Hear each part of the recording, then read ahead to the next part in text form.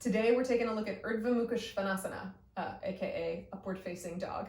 This one builds on a previous tutorial, the one we did on baby cobra. So if you haven't seen that or you want a little refresher, check that video out and then meet me on the mat and we'll break down up dog.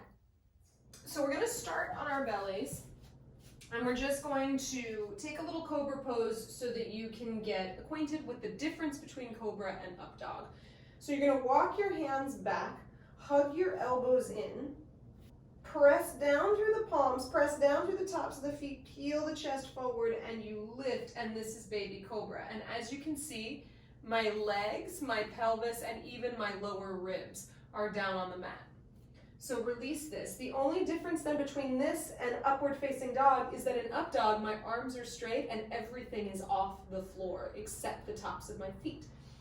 So as you press down through the palms, hug the elbows in, push down through the tops of the feet, peel the chest up, you come into that little baby cobra, and then keep pressing down through the hands and feet until you pick yourself all the way up. Your shoulders are stacked up over your wrists, your inner thighs are rolling up, your outer hips are hugging in, your low belly is engaged, and here you are in upward facing dog.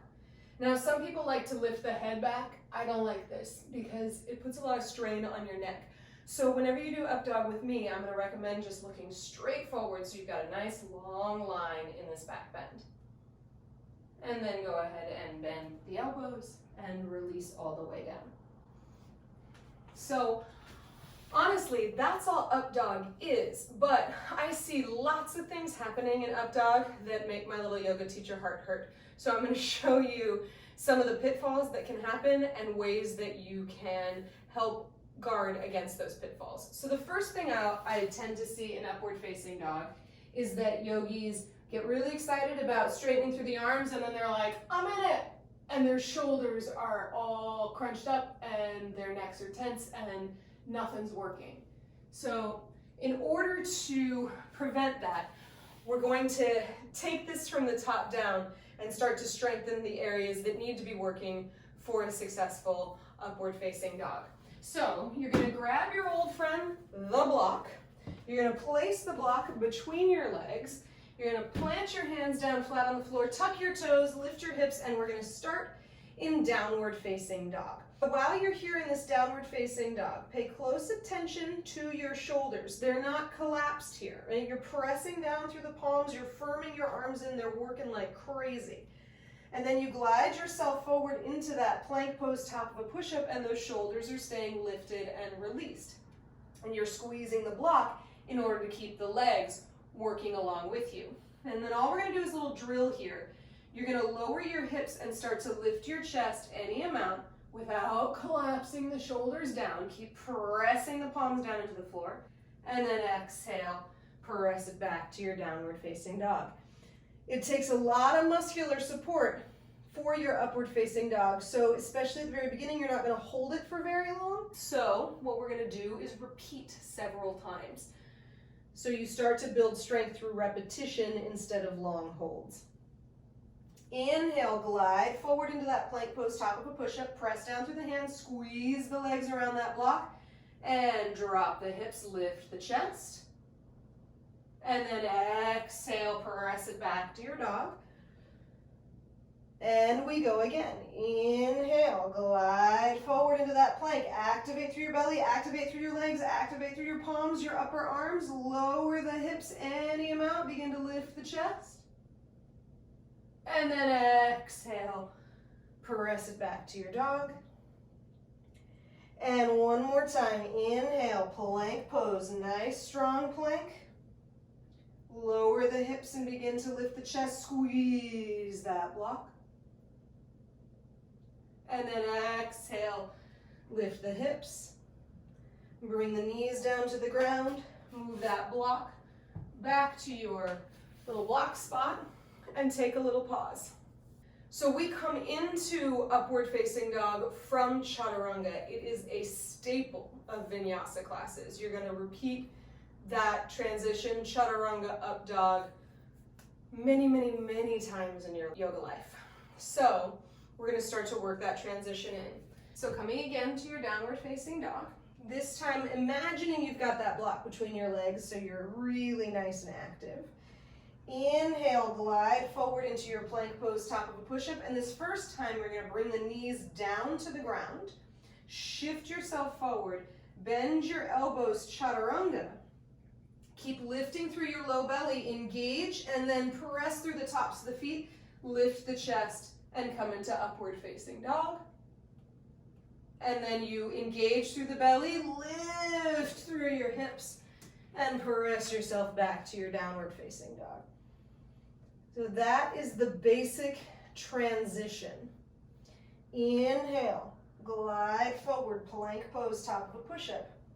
This time with your knees lifted, shift forward, bend those elbows, chaturanga, and you're going to notice that nothing touches the floor. I just roll over the tops of the feet and lift my chest. It's a huge amount of effort and engagement to keep myself lifted and not collapsed.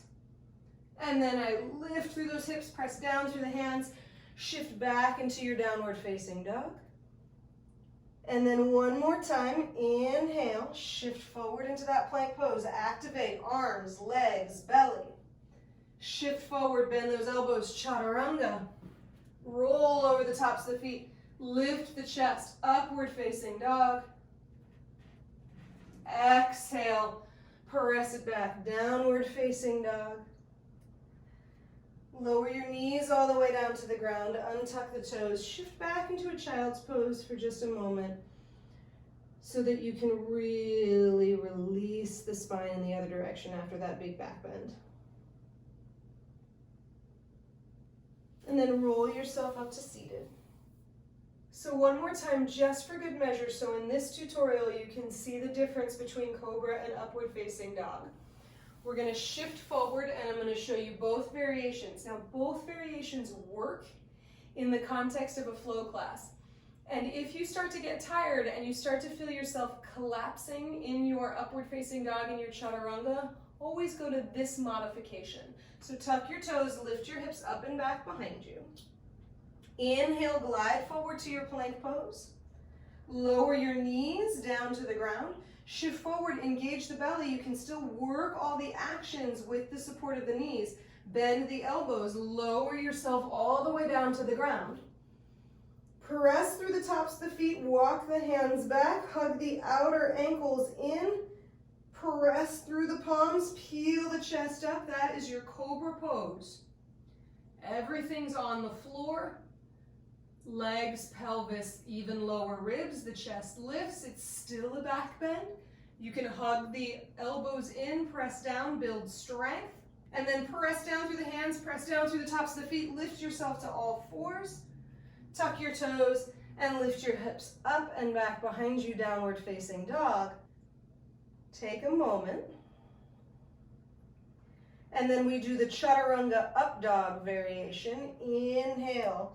Glide forward into that plank pose. Very active ankles hugging in, very active legs, active low belly, active hands, active arms. Shift forward, bend those elbows, chaturanga. Roll over the tops of the feet. Lift the chest, upward facing dog. We're not collapsed. We're pressing and lifting and engaging. And then exhale, press it back, downward facing dog. Lower your knees. Shift the hips back. Take that little rest in child's pose. And then roll yourself up to seated. And that's your upward facing dog, remembering that it is a process. So as you build strength, that transition will smooth itself out a little bit. So don't be afraid to stick with a strong, engaged cobra pose while you prepare yourself for your strong, engaged, upward facing dog. And if you have any questions, feel free to drop them in the comment section. I love chatting with you guys. Like this video, give it that little thumbs up, and then subscribe to this channel. And I will see you next time for another tutorial. Namaste.